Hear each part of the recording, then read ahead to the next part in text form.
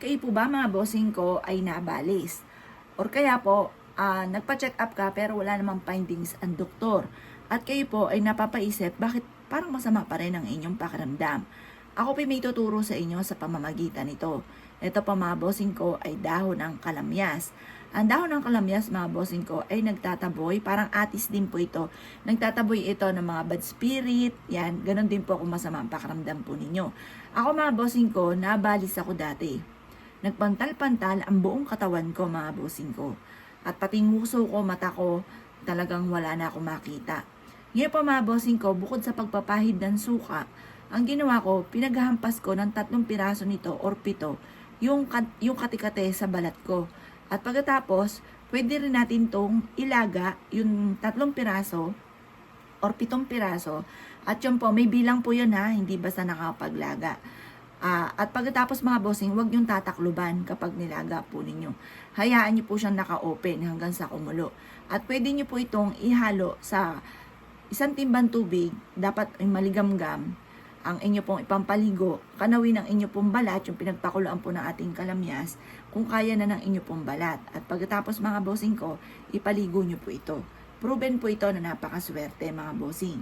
At kayo po kung ano man yung sama ng inyong panlasa, pakaramdam ninyo, makakatulong po ito para kayo po ay gumaling sa inyo pong nararamdaman. Effective po ito kasi naranasan ko nga po yun na nagpantal-pantal ang buong katawan. Naligo lang po ako nito, naghampas-hampas ako sa braso ko. Yung mga ganyan mga bossing, ganyan-ganyan ang gagawin po ninyo. Hampas-hampasin nyo. Pero hugasan nyo muna at baka po may dumi po yan or may uod or may higad, madali pa po kayo. Basta hampas-hampasin nyo siyang ganyan. Habang ikaw ay nagwi-wish, sabihin nyo kung ano may nararamdaman kung masamang ito ay tinataboy ko na. Ganun pa mga bossing. At huwag ka rin syempre gagamit ng sana. Ngayon pa mga bossing, magpaligo ka ng ganito, magpakulo ka, pero huwag mong tatakluban kapag nagpakulo ka. Hayaan siyang kusang kumulo mga bossing ko.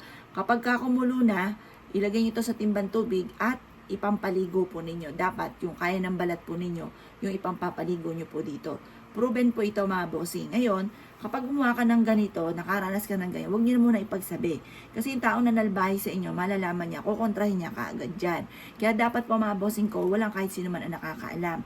Kung gagawa ka ng ganito, isikreto nyo na lamang. Para hindi makontra, para mabilis kang gumaling. At mainam, meron kang atis or kaya po yung kalamyas sa gilid ng inyong tahanan kasi ayaw ng mga bad spirit ng amoy ng atis at ganoon din po ng kalamyas mga bossing. Kaya dapat meron ka sa gilid lang po yan ng inyong tahanan hindi pwede sa harapan.